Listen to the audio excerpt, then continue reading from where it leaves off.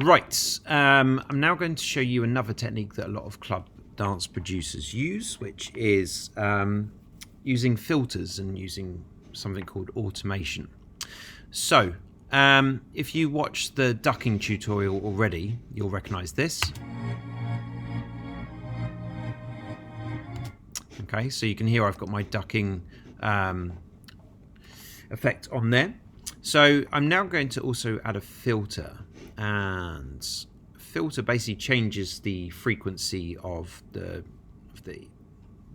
track, basically, so it can make it really bassy, really trebly, and you can use it quite creatively. So I'm going to go back over here to where my compressor is, and I'm going to click just underneath. I've got this little area here, and I'm going to add a new effect. So I'm going to go all the way down to filter, and I'm going to go to auto filter, again stereo, like that. Now straight away you can probably hear it sounds a little bit bassier.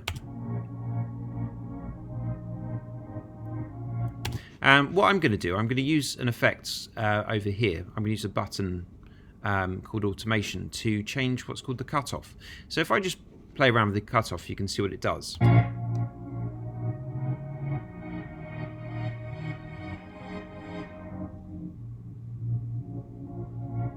Makes it really bassy when it's over here, really trebly over there. You can also play around with this a bit as well. Okay. Now the thing is, I don't want to just be sitting there playing around with that while my track's working. I want the computer to do all the hard work for me. So if I go up here, you can see there's a button here that says Show Hide Automation, and I've just pulled that up.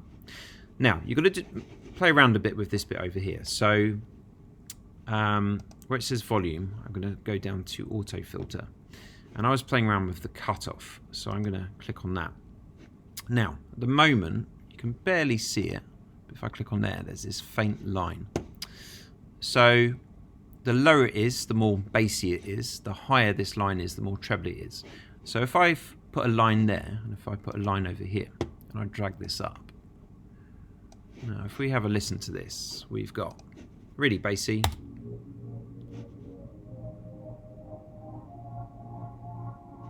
might bring in my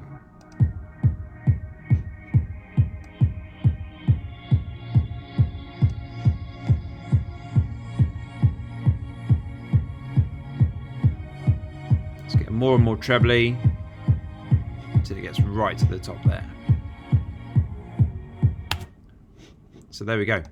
Now that would sound really good if, for example, I started with my kick drum and then maybe I brought in a snare drum over here, sort of built up the texture while the filter's getting more and more trebly. So there's lots of things you can do to be really creative with these effects here.